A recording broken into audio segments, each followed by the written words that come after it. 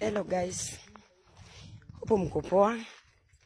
Nikidhani ni nyumba yangu mlikuwa mnaiona vizuri sana Team Strong. Hii ni pesa ya Mwarabu. Ni pesa yenye nilikaa kwa Mwarabu nikitafuta. Na hii nyumba nikijenga mliona. But overside mtu anaingia kwa anachoma nyumba. Clara wendi ulinua viketi yenye ilikuwa hapa. Viketi zenye mlinipea kwa harusi zilibebwa zote. Vitu za kutumia zenye mlinipea zilibebwa ni bedroom yangu. Yaani nilichomewa kila kitu. Clara ndio hizi vikombe zenye uliniletea ziliungua, zingine zilibebwa. Ni nyumba yangu guys. Hata siamini macho yangu, hapa ni kwangu. Mimi sikumuibia mtu. Si bangi kitu ya mtu. Sikumkosea mtu ama sijaroga mtu. Bali ni kazi ya mikono yangu nafanyiwa hii yote. Mimi Mungu nilimuomba na akakubali kunibariki.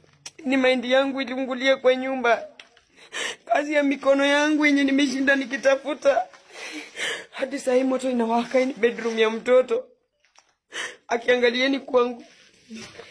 Bado moto inawaka, ni maindi bado inawaka. Maindi yenye nimelimanga nikiwatumia. Mimi huwa na motivate tu watu. Once na post kitu yangu huwa na motivate. Ndio to fight poverty. Lakini mwanadamu anakuja kunifanyia hiyo yote. Hiyo ni story yangu, walibomoa wakabeba mahindi. Hii ni boma yangu, mwezi amini ni boma yangu yenye nilikuwa nikipost.